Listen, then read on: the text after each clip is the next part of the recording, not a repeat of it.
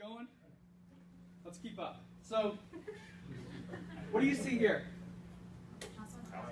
What I see is something that I see happening in schools today. You know, docs, I wish I had a better message for you. I don't right now. So I'm going to focus on students because that's my arena for the time being. But I bet something can be gleaned from this. So I see a house on fire. I see firefighters watching the house on fire. I don't see a hose being used. I don't see the fire being put out. I see it burning. I hear that sometimes walking through the halls of Parker and talking to other students. They see the problem in the profession. They hear the problem in the profession. But nothing being done to fix the problem with the profession. And that's where I want to try to help people to feel empowered and able to fix that. So the problem with that, though, is the idea that there's always more time. You know, I'm a try one. I got 9 tries to do this. I'm a quarter one. There's always more time. Unfortunately, there's not. And so one of the things I hear a lot about is, well, you know, I have tomorrow to learn chiropractic philosophy. Not my philosophy, chiropractic philosophy. I have more time to read Stevenson, Barge, Sinnott, one of those green books that Dr. Dill and Dr. Book talked about today. I have time to find a mentor, because right now I'm just focused on today. I have to get through boards and micro. You know, I have people saying, wow, the IFCO is new on Parker. I don't know what that is. I'll look it up tomorrow. I'm too busy.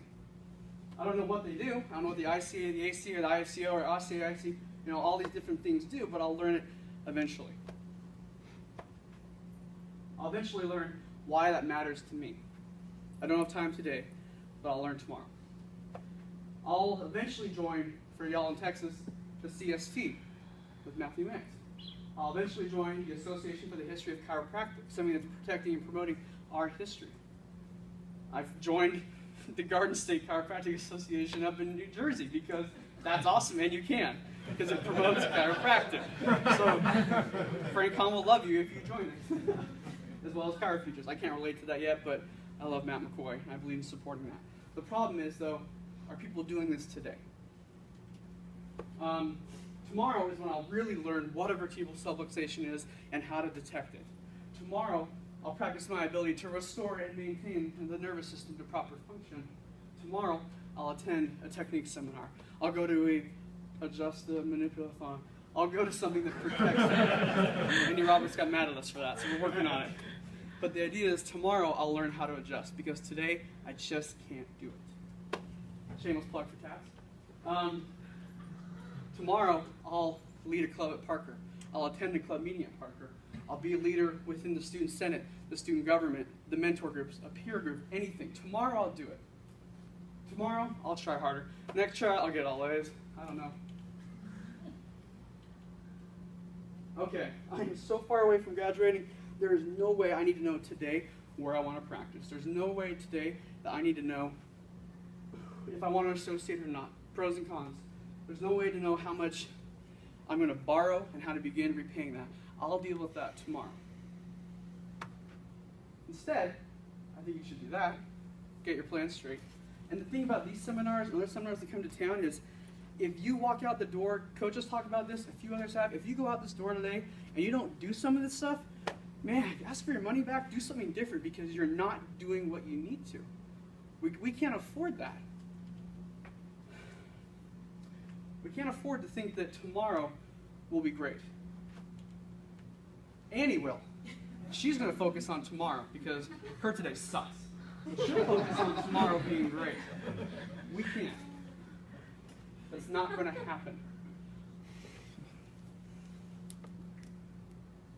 The people out there, there are people out there doing stuff today, doing stuff yesterday, that go against what we believe chiropractic should be.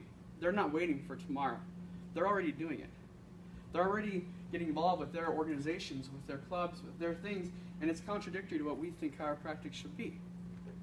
The further we wait, the more work we have to do. And I don't blame you. I really don't. I made this last try. You know, this is a class schedule, or a daily schedule, I should say. We got our farm talks, our PT, our clin ortho for Jackson's compression, our lab bag. I mean, that's a busy day. Don't get me wrong. I don't expect everyone in this room to be doing all those things we've talked about every day, constantly. But the idea is you have so much to do. Tomorrow can't be when you start. It's too much. Luckily, those of us, not just at Parker, but I think in the profession, have someone that we can look up to, someone that Parker has, well, I shouldn't say Parker has been inspired by him because he inspired all of us. It's this, it's Dr. Jim. If Dr. Jim can rock those glasses and that shirt and do everything that he did, we are more than capable of doing it as well. It is a great look. But Dr. Jim has some incredible principles that aren't focused necessarily on chiropractic. They're life principles and business principles that are applied to chiropractic. These are some of my favorites. If it is to be, it is up to me.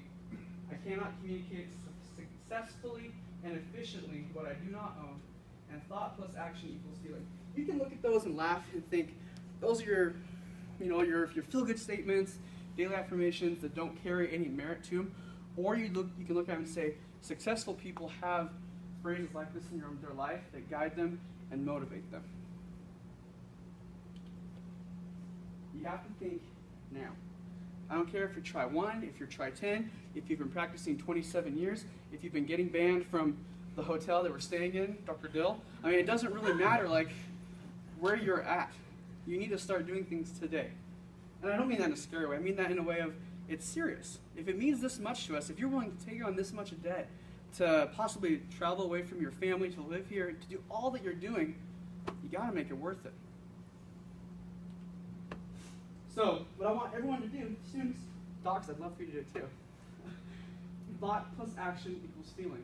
Leave today making action steps.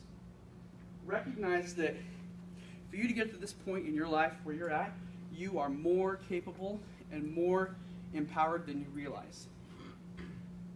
You really are. People have tried to do these programs.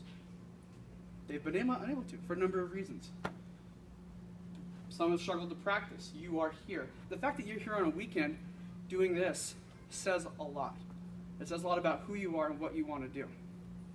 So recognize that. Don't live in fear of it.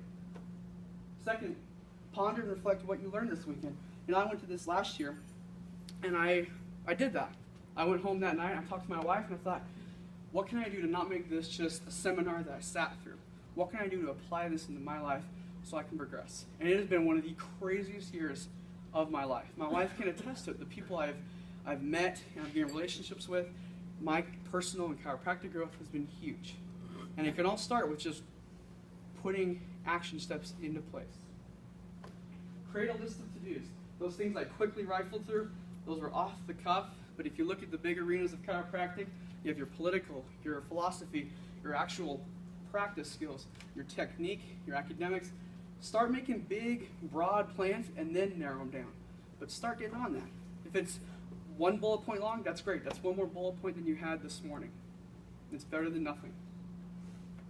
More importantly, enjoy the feeling that comes with living today. One of the most frustrating things is being student senate president, we get to go work at every graduation. And there's unfortunately maybe a dozen people I talk to at every graduation. And I say, great, what are you guys doing when you're done? Oh, I'm moving back to Tyler. I'm going to live with my mom. Oh, I don't know what I'm doing. There's probably many more people that are ready, but not a single person should graduate from their school without a plan, without knowing what their plan is. Even if that plan is, I'm going to go sit for 3 months. That's okay, but don't be afraid to have something in place. The way I look at it too, when you start at Parker, you're vanilla. Okay? Or any school. Any school. You have nothing impressing upon you. You have nothing necessarily distinguishing you too much. It's up to you to choose what you want to be and how you want to diversify yourself. If you want to put gross chocolate plastic on yourself like Dr. Nogrady, that's your own prerogative. I'm more of the Reese's hard shell that you don't put in the fridge because then it's forever destroyed. But, the point is that you can't be vanilla when you graduate. Okay, last slide. Instead, you want to be like that. Okay, you want to be different, you want to be unique, and you want to be something else. And you are able to do that. The future starts today, not tomorrow.